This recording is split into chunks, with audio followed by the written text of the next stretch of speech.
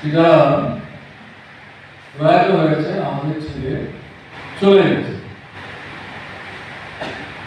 এটা নিঃসন্দেহে ভারতের কমিউনিস্ট আন্দোলনের জন্য,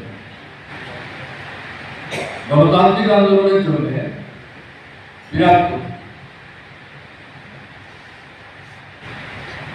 একটা শূন্যতা তৈরি হয়েছে। প্রাকৃতিক নিয়মেই শূন্যতা যেমন পূরণ হয়, সামাজিক জীবনেও সেটা হবে না মনে করার কারণে সময় পূরণ। এটাকে মেনে নেওয়া ছাড়া আমাদের সামনে বিকল্প নেই।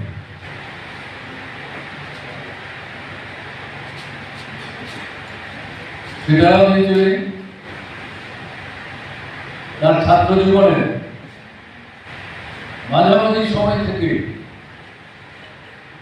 পৃথিবীর সর্বশ্রেষ্ঠ যে দর্শন, মতবাদ, বিজ্ঞান ভিত্তিক যার ভিত্তিটা তৈরি হয়েছে, যেটাকে আমরা মার্ক্সবাদ বলি, পরবর্তী সময়ে লেনিনের অবর্তমানে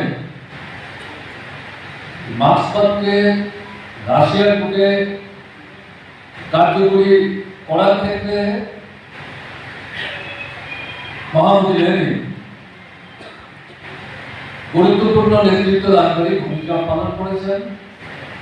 মার্কস এঙ্গেলসের অনুপস্থিতিতে পরিবর্তিত আন্তর্জাতিক পরিবেশ পরিবর্তনে বিজ্ঞান একটা জায়গায় দাঁড়িয়ে থাকে না। তার যখন পরিবর্তন হয়, তার সাথে সাযুজ্য রক্ষা করে মার্ক্সবাদ তাকেও সমৃদ্ধ থেকে সমৃদ্ধতর করার চেষ্টা করেছেন মহামতি লেনিন।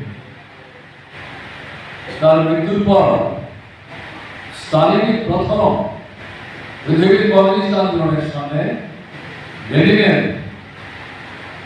কর্মজীবনে বৈশিষ্ট্যের দিক উল্লেখ করে তিনি প্রস্তাব রেখেছিলেন, এখন থেকে আমরা শুধু মার্ক্সবাদ বলবো না, মার্ক্সবাদ এবং লেনিনবাদ বলব। সেদিক থেকে এটা আন্তর্জাতিক কমিউনিস্ট আন্দোলনের কাছে সর্বজনক গ্রাহ্য দিক। তার ছাত্র জীবনের মাঝামাঝি সময় থেকেই পৃথিবীর এই সর্বশ্রেষ্ঠ যে দর্শন,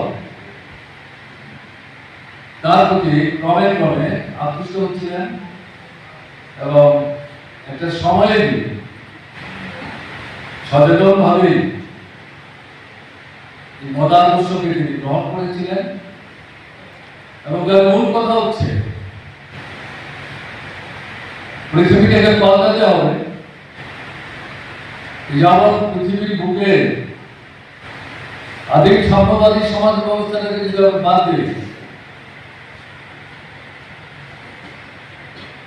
দাস ব্যবস্থা থেকে শুরু করে পুঁজিবাদী যে ব্যবস্থা, এই সবটাই হচ্ছে শোষণ ভিত্তিক সমাজ ব্যবস্থা।